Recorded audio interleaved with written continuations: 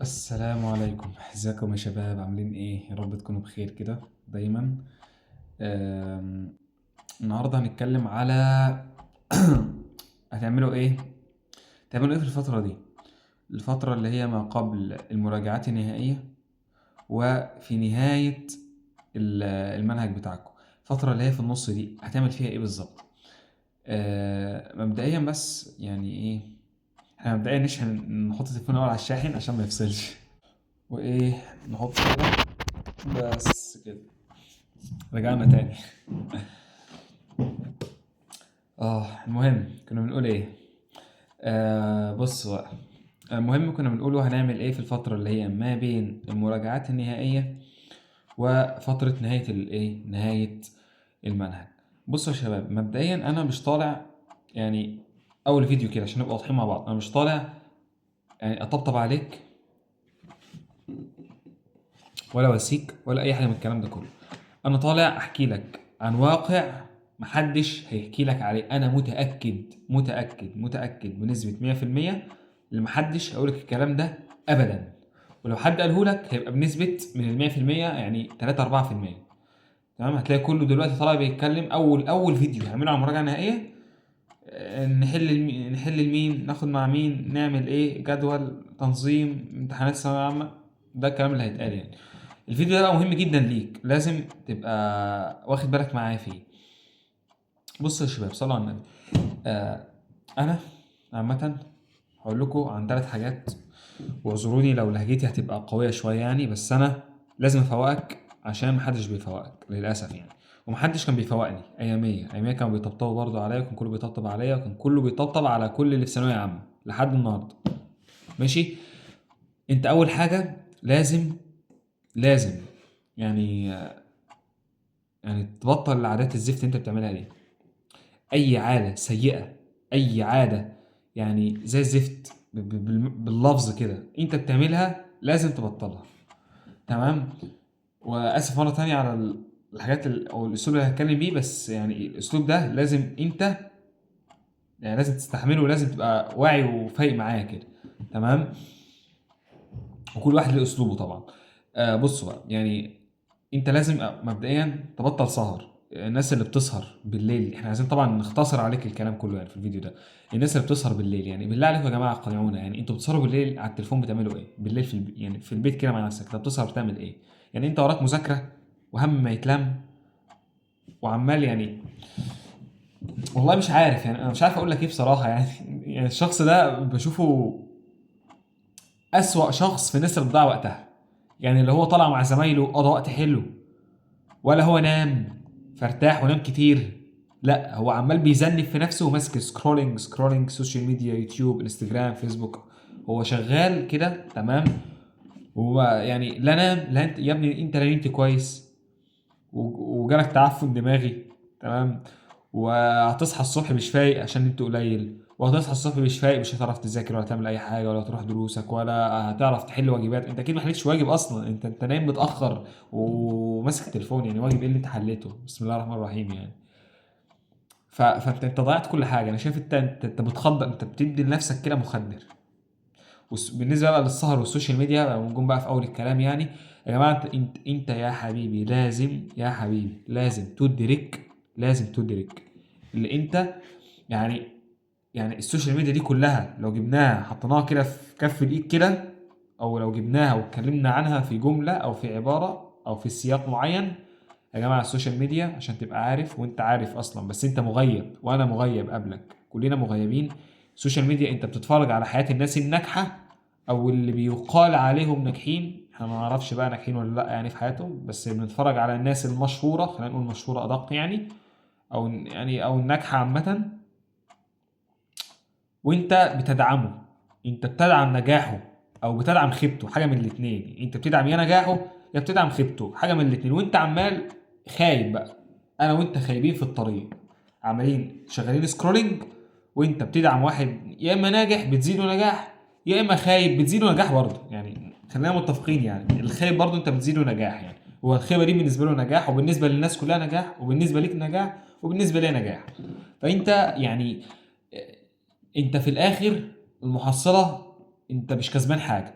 تمام.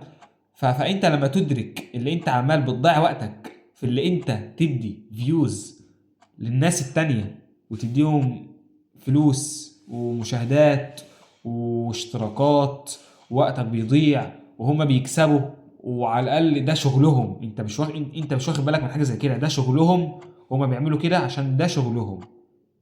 تمام. انت المفروض في شغلك، لا انت بتشتغل عندهم حرفيا دلوقتي من غير اي مقابل. بالعكس ده هم يعني اقول لك ايه، يعني هم اصلا انت اللي بتدفع لهم. يعني انت المفروض انت شغال عنده، لا انت بتدفع له اصلا، انت عنده وبتدفع له. عارف انت كنت شغال عند حد وبتدفع له فلوس، انت لو قلت لحد كده يعني ممكن يقول لك انت اهبل يا ابني.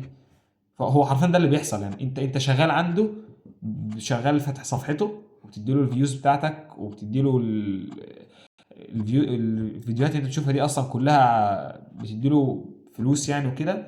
تمام. وانت بتديله من وقتك، فانت اديت له حاجه منك، فانت اكنك بتدفع له. فانت عملت له ايه يعني بجد، يعني انت عملت له ايه؟ انت ضيعت وقتك في اهم مرحله في حياتك. وبجد انت لو ما عملتش حاجه دلوقتي هتعمل امتى يعني بجد نفضل نقول كده دايما، دايما بنقول كده، انت لو ما عملتش حاجه دلوقتي هتعمل امتى؟ يعني هتعمل امتى؟ قول لي كده. فيا جماعه يعني اعقلها وتوكل، اعقلها وتوكل. تمام. دي حاجة. الحاجة التانية احنا اتكلمنا على السهر وانه الناس اللي بتطلع مع اصحابها بقى، خروجات والصحاب والكلام ده كله. يا جماعة يا جماعة، صحابك مش هينفعوك، والله ما هينفعوك. صحابك اللي زي الورد قدامك دول والله ما هينفعوك. يعني اقول لكم، انا شخصيا من بعد ما دخلت كلية الطب صحابي بيتعاملوا معايا، مش عايز اقول لكم زي الاول، يعني اسوأ من الاول يعني. يعني او بلاش نقول اسوأ من الاول، يعني اللي هو العلاقه بقت ميته. يعني خلاص كل واحد دخل كليه، كل واحد عارف طريقه. والله يعني انت مش مدرك حاجه زي كده، بس ولا انا كنت مدركها لحد ما عشتها للاسف يعني. بس انت لو تعرف فعلا فعلا فعلا حجم يعني المأساة اللي هتبقى فيها بعدين، حجم الخيبة اللي تبقى فيها بعدين، اللي هو انت اول ما تطلع مرحلة تالتة ثانوي بجد من تاني يوم، والله من تاني يوم يعني عايز اقول لك انت هتلاقي كل زمايلك حتى الانتيم بتاعك، انتيمك هتلاقي ما عادش يعني، مش هقول لك ما عادش بيكلمك، بس كلامكم قل جدا، كلامكم قل جدا يعني. وده هتلاحظه بجد يعني، وهتيجي تقول في الاخر اسامه قال وانا فاكر اللي هو قال يعني. ف حتى لو بتحبوا بعض قوي، انا انا اصحابي بنحب بعض قوي وبنبقى هنموت ونطلع في مره حرفيا خروجه وما بنعرفش وما بنقدرش. يعني الموضوع صعب. ف... انت لو باقي على زعل زميلك دلوقتي، فما تزعلش على نفسك بعدين. تمام، ما تزعلش على نفسك بعدين. يعني ويا ريت حتى تتوافقوا مع بعض مثلا 5 دقايق 10 دقايق قبل الدرس وبعد الدرس، تتوافقوا ساعة ونص وساعة ونص واكتر كمان، يعني تقفوا كتير قوي. تمام. وانا ده كنت بشوفه ايام دفعتي وكنت بعمله في اول السنة، بس بعدين اكتشفت اللي هو هبل. يعني انا كنت في الحتة دي مش عارف انا اعمل ايه بصراحة يعني. تمام. بالنسبة بقى لايه، طبعا نتكلم عن حاجة بقى ايه. دول اللي احنا الفئة اللي اتكلمنا عنها دي كلها في وادي، وفي فئة تانية اصلا في وادي كده لوحدها. الفئة دي يعني مش عايز اقول كلام غلط عنها يعني بصراحة. يعني الناس اللي سايبة الصلاة، لا سايباها يعني مش مداومة مثلا على حاجة وحاجة وبتحاول، لا ده سايباها. تمام. الناس اللي سايبة الصلاة، والناس اللي بتشوف حاجات مش كويسة وعلى سرية والكلام ده كله، وهجر للقرآن، ولسه طالعين من رمضان. يعني سبحان الله تلاقيه طالع من رمضان أصلا ما ختمش ختمة. انت لو كل يوم كان قاعد قرا تلت ساعة، تلت ساعة جزء تلت ساعة كل يوم. مش لازم حتى قاعد تلت ساعة، 10 دقايق قبل المغرب و10 دقايق قبل صلاة التراويح ولا بعد صلاة التراويح، لو كان قعدهم يعني، يا عم 10 دقايق ايه ده، انت لو قعدت 4 دقايق بعد كل صلاة هتخلص جزء. في الشهر هتخلص، يعني هتختم الشهر هتختم. ف يعني الموضوع سهل قوي، الموضوع سهل قوي. انت كنت فين من الخير ده مثلا؟ كنت فين في رمضان؟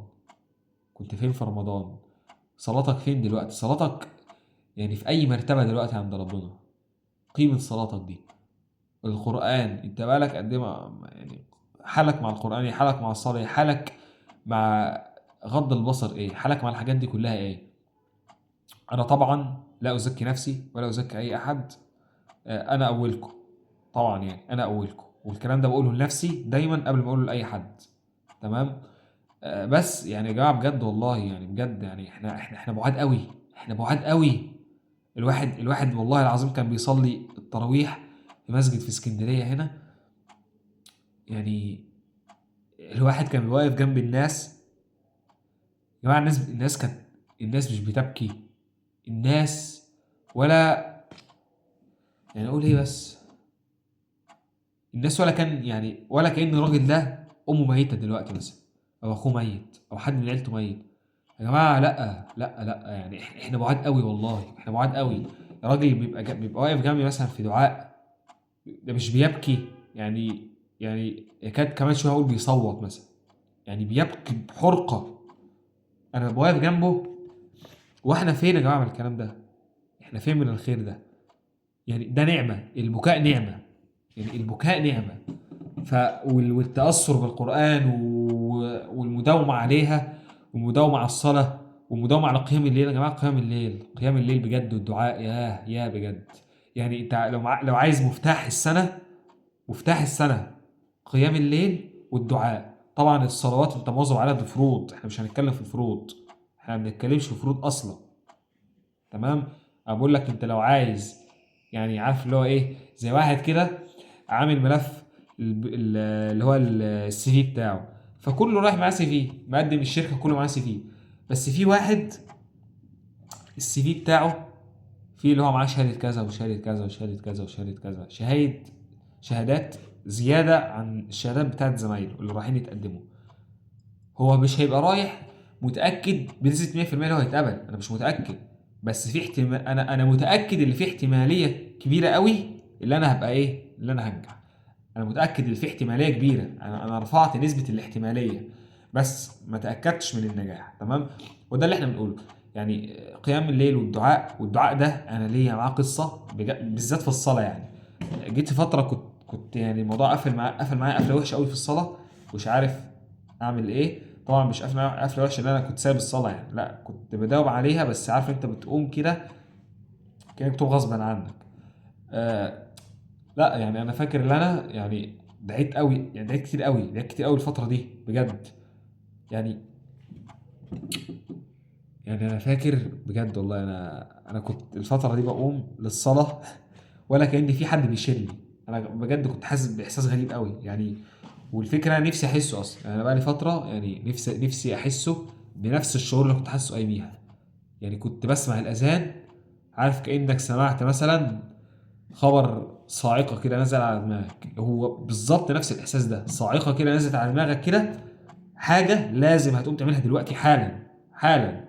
يعني عارف انت كأنك سمعت مثلا، يعني مش عايزين نشبه، بس يعني الصلاة ليها قدرها يعني، بس الغرض وصل يعني من الكلام يعني.